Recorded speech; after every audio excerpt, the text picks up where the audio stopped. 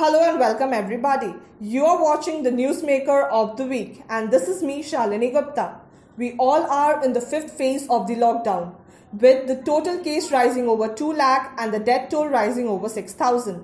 Apart from this, the story that will take the focus of the day are the guidelines of the lockdown 5.0 or unlock 1.0 and the cyclone that hit the coast of Mumbai and Gujarat on 3rd of June. But before that, let's head towards the headlines. Coronavirus cases likely to rise by mid-June.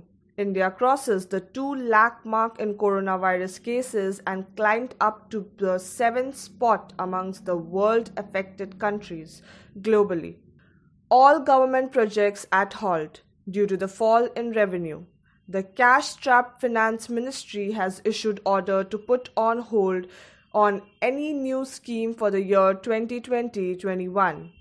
8 Gujarat Congress MLAs resigns ahead of Rajya Sabha. PM Modi pledges $15 million to Global Vaccine Alliance. Elephant cries.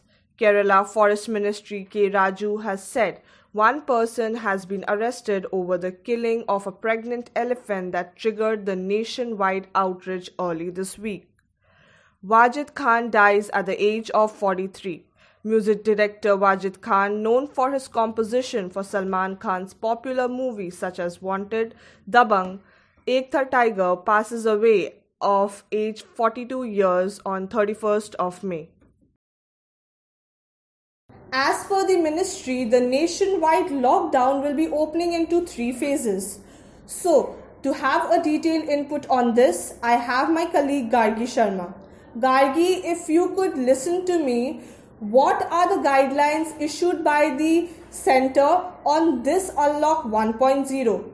The nation is opening after the lockdown which lasted over 2 months. So what are the restrictions and the relaxation that we will see in this lockdown?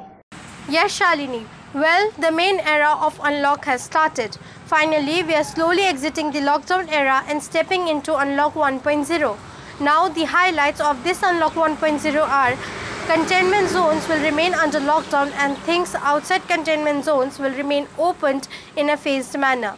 In Phase 1, religious places, hospitality services will be permitted to open from 8th of June. In Phase 2, educational institutions will be permitted to open with consultation with states and UTs in July. In Phase 3, dates of opening of suspended activities such as international flights, metro services, etc. will be decided based on the assessment of the situation. The night curfew will remain in force from 9 p.m. to 5 a.m. Interstate and intrastate movement of people has been permitted from 1st of June. The lockdown guidelines are solely dependent on the state government whether they want to enforce it or not. Back to you, Shalini. Thank you, Gargi, for the detailed information. Now moving up to the next top story.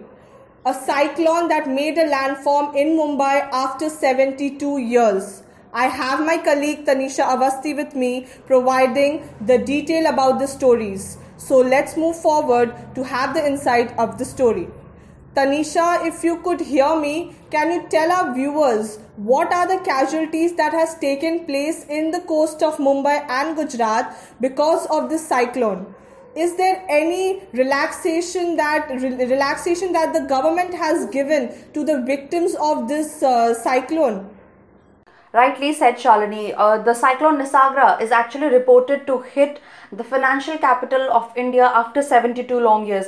The eye of the cyclone, which we say is reported to be Alibag coast, which actually experienced a lot of damage. Categorically speaking about the casualties that were caused, in total there were 8 casualties. However, Mumbai hasn't reported any as of now. When we talk about the aftermath of the cyclones, Mumbai, the city has been experiencing incessant rains. Waterlogging is a major issue, after which also we see electric poles being severely damaged and several trees being uprooted, which has caused a lot of havoc in the city. However, we are thankful to the NDRF teams who were present on spot of the cyclone, where the cyclone occurred, to warn the fishermen and the local people in and around. Also, the NDRF team were present after the cyclone got over to assess the aftermath of the situation. Back to you, Shalini.